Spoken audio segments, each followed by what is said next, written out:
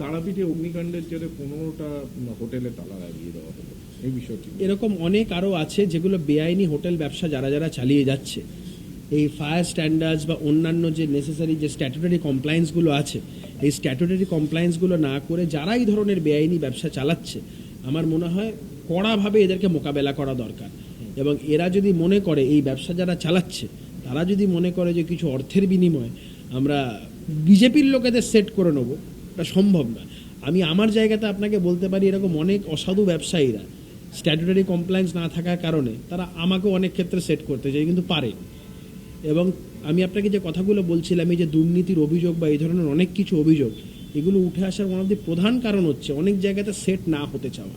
আরেকটা কথা হচ্ছে যে মোথাবাড়ি অনেক সময় বলা হয় যে ভালো তৃণমূল যারা হয়ে গেছে তাদের বিরুদ্ধে আর কোনো তদন্ত হবে না, তাদের বিরুদ্ধে আর কোনোই হবে না, কিন্তু আমরা দেখলাম সাবিনা ইয়াসমিন তার স্বামীকে সুজাপুরের বিধায়কের স্বামীকে এনআইএ স্ক্যানারে এবার তার স্বামী, তাহলে তো ভালো তৃণমূল হয়েও তো তদন্তের বাইরে বেরোনো। দেখুন, আমার ডিকশনারিতে ভালো তৃণমূল বা খারাপ তৃণমূল নেই। তৃণমূলের সমার্থক শব্দ যদি আপনি আমাকে করতে বলেন, আমি তৃণমূলের সমার্থক শব্দটাকে চোর হিসাবে ধরি। এবারে আমার কাছে ভালো চোর খারাপ চোর এর দুটো কোনো আলাদা আমার কাছে এর কোনো ব্যাখ্যা নেই।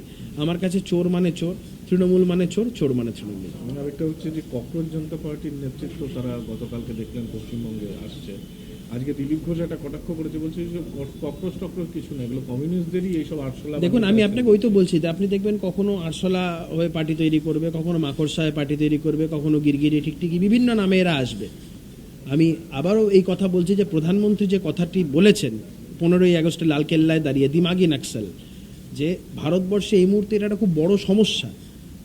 সশস্ত্রভাবে হয়তো তাদেরকে আমরা নিকেশ করতে পেরেছি, কিন্তু এই যে দিমাগি নাক্সাল যারা রয়েছেন, এই আরবান নাক্সাল যারা রয়েছেন, তারা ইন্টেলেকচুয়ালি, তারা মেন্টালি বিভিন্ন জায়গায় পেনিট্রেট করতে চাইছেন। তারা ভারতবর্ষে আমরা যে কথা বলছি, আমরা মেক ইন ইন্ডিয়ার পক্ষে, তারা ব্রেকিং ইন্ডিয়ার পক্ষে।